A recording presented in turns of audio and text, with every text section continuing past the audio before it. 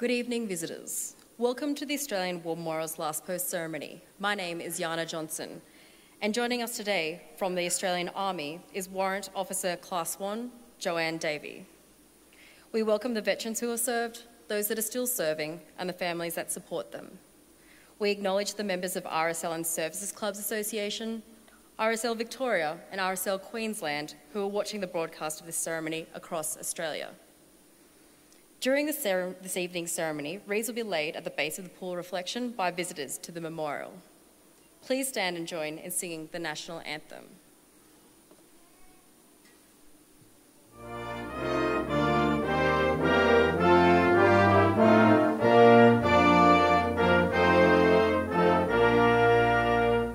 Australians, oh, let us rejoice, for we are young and free. We've golden soil and wealth for toil, our home is girt by sea. Our land abounds in nature's gifts, of beauty rich and rare. In history's page let every stage advance Australia fair.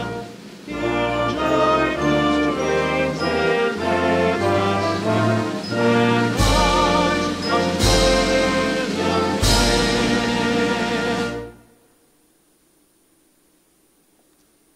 The Australian War Memorial was the vision of Charles Bean, Australia's First World War official historian.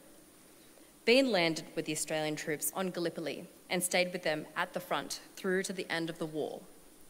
The idea of this national memorial and museum came to him at Pozières, France, in the depths of the bloody fighting of 1916. Bean's idea was that this would be a place where families and friends could mourn loved ones buried in faraway places. It would also be a place that could help all Australians understand what these men and women had endured and what they had done for us. Bean's vision, to which we remain true, is best expressed as inscribed in the entrance to the memorial's galleries. Here is their spirit, in the heart of the land they loved, and here we guard their record, which they themselves made.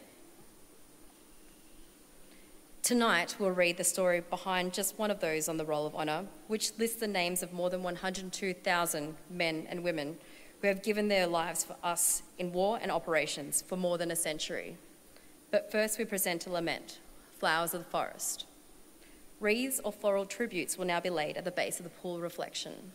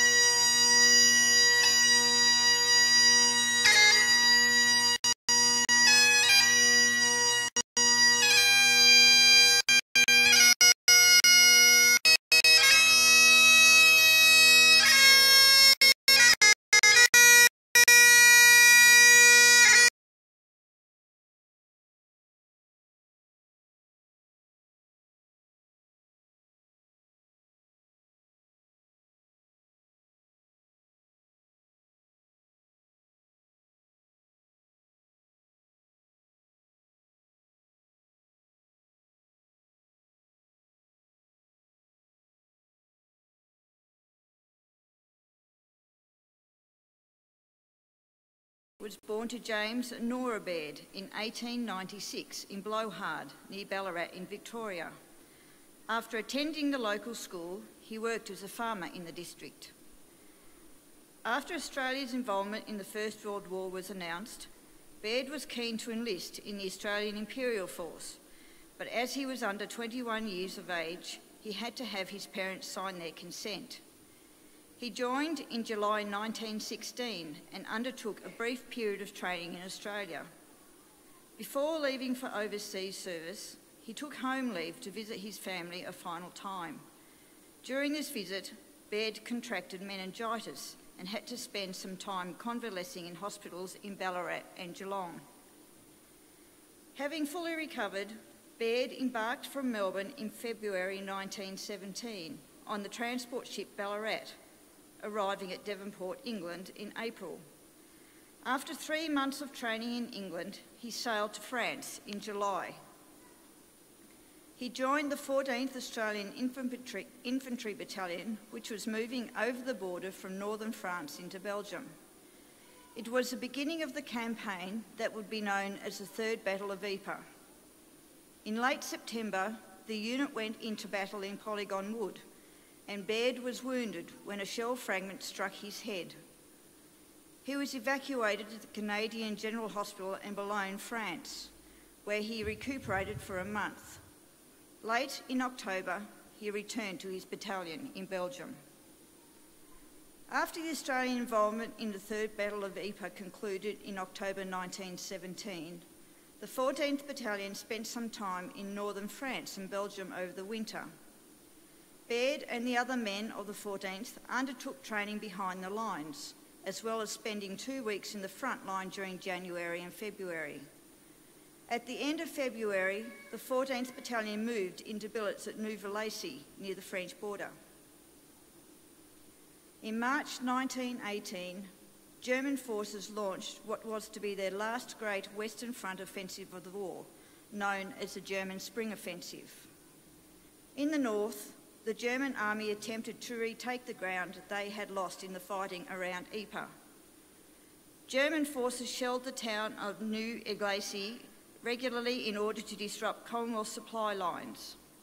On the 24th of March 1918, Baird was hit by a German shell and killed instantly. He was 21 years old.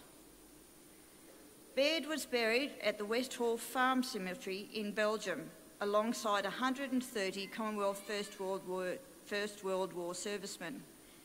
His grieving parents had his headstone inscribed with the epitaph, "Father, in thy gracious keeping, leave we now our loved ones sleeping."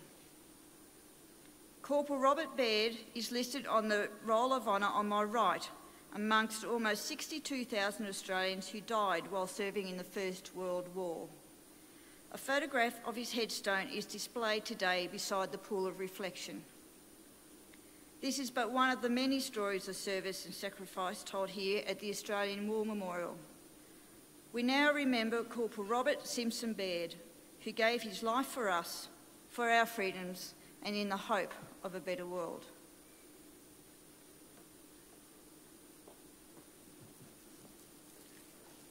Please stand for the reading of the Ode and the sound of the last post. They shall grow not old as we that are left grow old. Age shall not weary them, nor the years condemn. At the going down of the sun and in the morning we will remember them. We will remember them.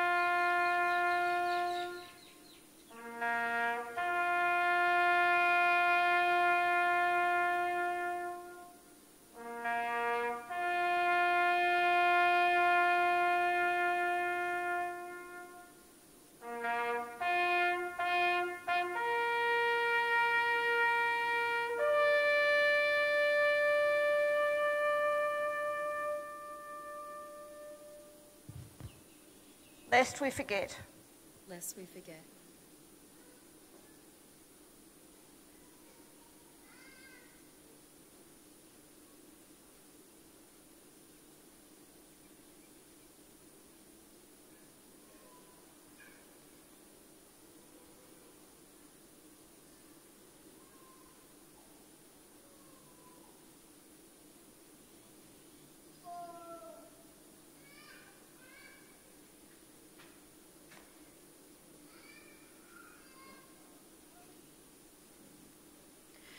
We leave you this evening with the words of the memorial's founder, Charles Bean. Many a man lying out there at Pozier or in the low scrub at Gallipoli, with his poor tired senses barely working through the fever of his brain, has thought in his last moments, well, it's over. But in Australia, they will be proud of this. Ladies and gentlemen, girls and boys, that concludes the last post ceremony. We thank you for visiting the Australian War Memorial and we wish you all a very good evening.